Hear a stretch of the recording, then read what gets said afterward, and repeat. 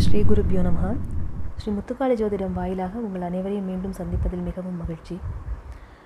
அன்றாட வாழ்வில் ஜோதிடம், இதுதான் தலைப்பு. அதாவது இந்த உலகில் இருக்கிற அனைத்து ஜீவராசிகளின் இயக்கத்திற்கும் ஆதாரமாக இருப்பன சூரியன், சந்திரன், வானத்தில் இருக்கும் நட்சத்திர கூட்டம், அப்புறம் இயங்கிக் கொண்டிருக்கின்ற கிரகங்கள், அந்த துணைக்கோள்கள், இதெல்லாம் தான்.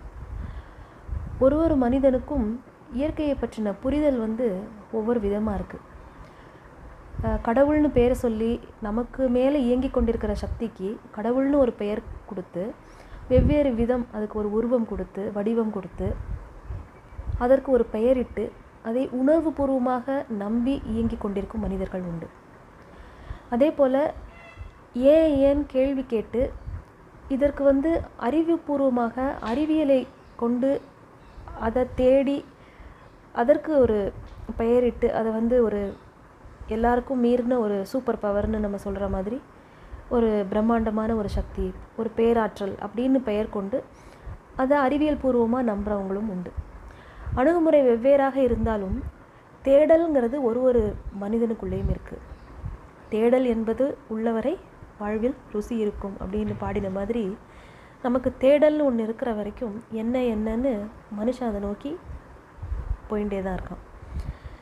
இப்போ இந்த வானவியல் சாஸ்திரம்னு அப்படின்னு நம்ம சொல்லக்கூடிய இந்த அஸ்ட்ரானமி, இந்த சயின்ஸ் இதுதான் ஆணி வேர்னு சொல்லலாம். எல்லாத்துக்கும் ஆணி வேரே இதுதான். அதை நம்முடைய முன்னோர்கள் ஒரு சாஸ்திரமாக சொல்லி இது இப்படி தான் இருக்குதுன்னு சொல்லி அதுக்கு ஒரு கணிதம் சொல்லி அதை அழகாக வரையறை கொடுத்து நமக்கு வகுத்து கொடுத்துட்டு போயிருக்காங்க. ஆனால் நம்ம பல பேருக்கு இதனுடைய நம்ம நினச்சிட்டு இருக்கோம் தனியாக போய் ஏதோ நம்ம படித்து கற்றுக்கணும்னு.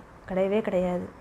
நம்ம வீட்டில் இருக்கிற ஒரே ஒரு பொருள் அது என்னன்னா பஞ்சாங்கம். எத்தனை பேர் வீட்டில் இன்றைக்கி பஞ்சாங்கம்ங்கிறது இருக்குதுன்னு தெரியல. ஆனால் அந்த பஞ்சாங்கம் அப்படிங்கிறது நமக்கு வருஷத்துக்கு ஒரு நாள் ஞாபகம் வரும். பரபரப்பாக எல்லோரும் அதை பற்றி சொல்லுவாங்க. இந்த மாதிரி சித்திரை வருஷ பிறப்பு கோவிலில் பஞ்சாங்கம் வாசிக்கிறாங்க, அதை போய் கேட்டால் நல்லது. அது உண்மை, 100க்கு 100 உண்மை. இப்போ அந்த அவேர்னஸ் எல்லாருக்கும் நிறைய வர ஆரம்பிச்சிருக்கு. இந்த யூடியூப்பு, இந்த சேனல்ஸ் மூலமாக நிறைய பஞ்சாங்கம் வாசிக்கிறதுங்கிறத நமக்கு லைவாகவே இப்போ இருக்கிற டெக்னாலஜி நமக்கு எடுத்து கொடுத்துடுறதுனால நம்ம அதெல்லாம் கேட்குறோம். இப்போது நம்முடைய முன்னோர்கள் வகுத்து கொடுத்த பாதையை நம்ம ஃபாலோ பண்ணணும் அப்படின்னு நினச்சி அதுக்கு முயற்சி செய்து பண்ணுறவங்களும் நிறைய பேர் இருக்காங்க. இப்போ இந்த பஞ்சாங்கங்கிறது என்ன அப்படின்னா, ஜோதிஷத்துடைய ஒரு அடிப்படை இந்த பஞ்சாங்கத்தில் தான் இருக்குது. இப்போ நம்மளுடைய வாழ்வோட இயக்கத்தில் பெரும் பங்கு வகிப்பவை என்னென்னு பார்த்தா சூரியன், சந்திரன், நம்ம சொல்கிற அந்த 7 கிரகங்கள் சொல்கிறோம். சாயா கிரகங்கள், நிழல் கிரகங்கள் சொல்லக்கூடிய ராகு, கேத்துக்கள் நம்ம சொல்கிறோம். இதை வச்சு தான் இந்த ஜோதிஷம் இதை பற்றியே நம்ம பேசுகிறோம் பொதுவாக. இப்போ நம்ம பூமியில் இருக்கோம், சந்திரன் பூமியை சுற்றி வந்துட்டுருக்கு, மற்ற கிரகங்களோட நம்ம சூரியனை சுற்றுறோம் அப்படின்னு ஒரு கான்செப்டை வச்சு தான் இந்த ஜோதிஷத்துடைய எல்லா கருத்துக்களும் இருக்குது. இப்போது நம்மளுடைய டெய்லி லைஃப்லேயே நம்ம எப்படி இதை நம்ம இம்ப்ளிமெண்ட் பண்ணுறது, அப்ளை பண்ணுறது, எப்படி எடுத்து கையாள்வது அப்படிங்கிறது ஒரு மனுஷனுக்குமே தெரிஞ்சிருக்க வேண்டிய விஷயம். ஏன்னா நம்ம யார், நமக்கு ஏன் இப்படி நடக்கிறது, நம்ம எதனால் இப்படி இயங்கி கொண்டிருக்கிறோம், ஒரே இடத்துல இருக்கக்கூடிய ஒரே சூழ்நிலையில் வளரக்கூடிய ஒவ்வொருவரும் ஒவ்வொரு விதமாக இருப்பது ஏன், ஒரு குடும்பத்தில் மட்டும் இந்த மாதிரி விஷயங்கள் இருக்குது, மாதிரி ஏகப்பட்ட கேள்விகள் ஒருத்தருக்குள்ளேயும் இருக்கும்.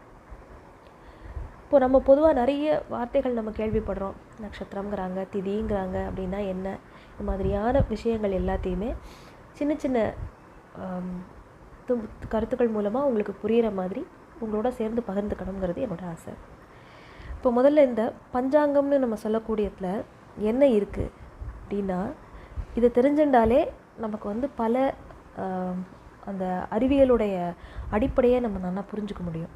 இந்த பஞ்சாங்கத்தில் என்ன இருக்குன்னா 5 அங்கங்கள் கொண்டது தான் பஞ்சாங்கம். அதாவது வாரம், நட்சத்திரம், திதி, யோகம், கரணம் அப்படின்னு 5 விஷயங்கள் கொண்டது தான் இந்த பஞ்சாங்கம். இது 5 மட்டுமே வச்சு தான் எல்லா கேல்குலேஷன், எல்லா ப்ரெடிக்ஷனுமே இருக்கும்.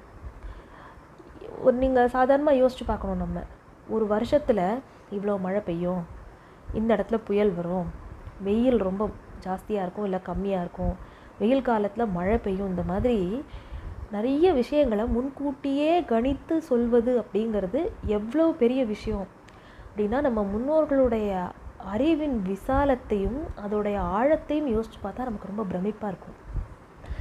இது ஒன்றும் என்னமோ ஒரு சாதாரணமாக நம்ம கடந்து போகக்கூடிய விஷயம் இல்லை.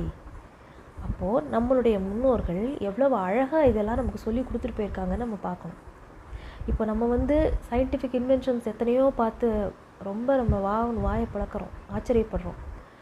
ஆனால் இந்த பஞ்சாங்கத்தில் அவங்க சொல்லியிருக்கிற கணிதத்தை பார்க்கும்போது எப்படி பிரமிப்படைய போகிறீங்கன்னு நீங்களே பாருங்கள். சரி, இப்போ இந்த 5 அங்கங்கள் சொன்னோம் இல்லையா, இதை தெரிஞ்சுக்கிறதுனால எனக்கு என்ன பிரயோஜனம்னு கேட்டால், வாரம் அதை பற்றி சொல்லும் பொழுது ஆயுள் பெருகும். நட்சத்திரத்தை சொன்னால் வினைகள் அகலும், நம்ம பண்ணியிருக்கிற கர்ம வினைகள் அகலும். திதியை பற்றி சொன்னால் திருமகளுடைய அருள் கிடைக்கும், செல்வம் கிடைக்கும். யோகத்தை பற்றி சொன்னால் நோயற்ற வாழ்வு கிடைக்கும். கரணத்தை சொன்னால் காரியம் சித்தியாகும். நிறைய பழமொழிகள் மூலமாகவே நம்மளுடைய லைஃப்பில் டக்கு டக்குன்னு பெரிய உண்மையை சின்னதாக சொல்லிட்டு போயிடுவாங்க. கரணம் தப்பினா மரணம் அப்படிம்பாங்கல்ல, இந்த கரணத்தை தான் சொல்லியிருக்காங்க. அதனால் அப்புறம் ஹோரையை பிடித்தால் சோரம் போக மாட்டான் அப்படிம்பாங்க. அது எல்லாமே நம்ம ஊர் வழக்கத்தில் பாட்டியெல்லாம் சொல்லி நம்ம கேள்விப்பட்டிருப்போம். அது எல்லாத்துக்கும் என்னென்ன, அதுக்கு உள்ள என்ன ஆழமான கருத்து இருந்ததுங்கிறத உங்களை எல்லாரோடையும் நான் பகிர்ந்துக்க போகிறேன். அடுத்த எபிசோடில் சந்திக்கலாம். நன்றி.